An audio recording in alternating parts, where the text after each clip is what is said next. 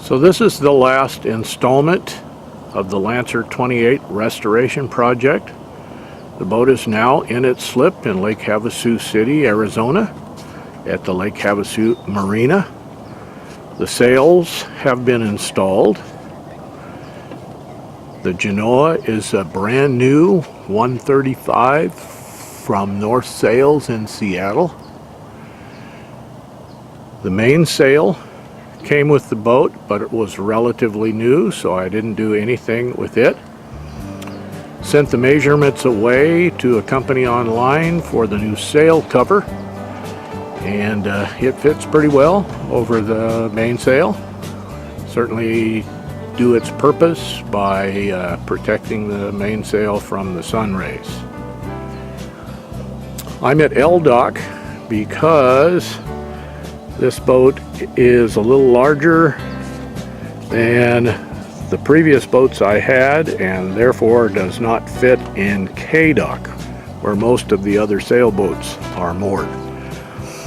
Been told that I am now the largest sailboat on Lake Havasu, so I guess that's a distinction. The new clutches are installed and working.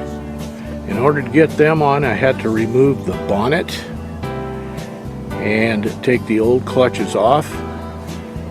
I took the opportunity to put a backing plate under the clutches using a 1/4-inch starboard, so hopefully they will be able to stand the strain.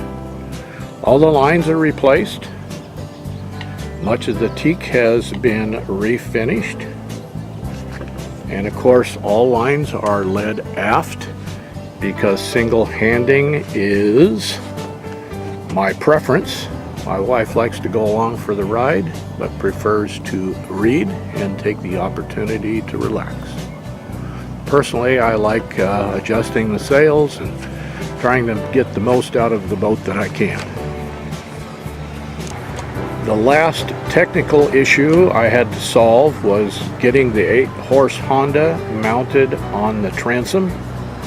It would not fit into the engine well of this boat, so I had to add an extension. I'm certain the 8-horse Honda will move the boat at hull speed and have plenty of power. It's an electric start, so should work well. My previous boat on Lake Havasu was a Northwest 21, and this boat is a good 7 feet longer, and therefore it feels like is twice as big. With the 3-foot draft, we should be able to get into most coves here on the lake and should be a good camping boat. I saved this last installment of the restoration project because I wanted to show the interior at least partially complete and finished. We refinished much of the woodwork, and it now has a shine to it that it didn't have before. Most of the vinyl interior is in good shape. There was some mold on it from being non-cared for in the Pacific Northwest for a few years, where there's plenty of moisture, but most of it cleaned up pretty well and will suffice for Lake Havasu. It looks clean now.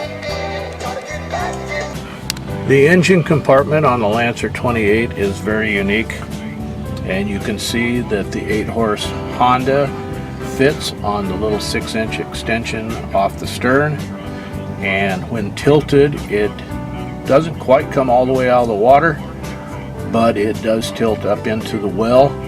And of course the control arm is convenient when motoring.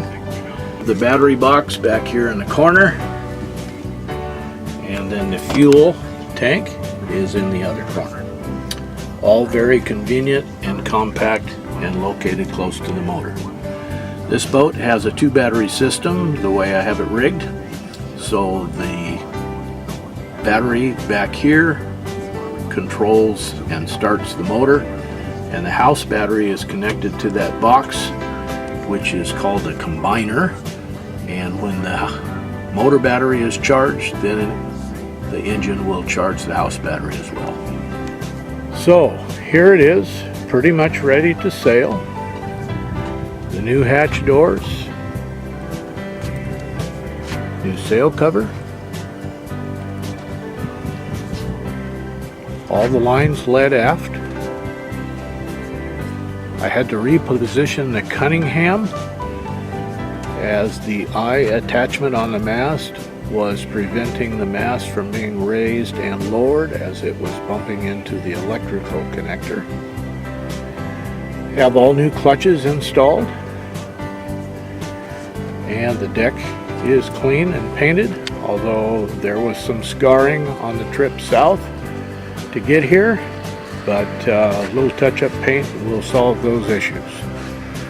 So I guess, to me anyway, it's a mighty fine looking boat, and now we need to play with it a little bit and learn how to sail it efficiently, and Lake Havasu is its home.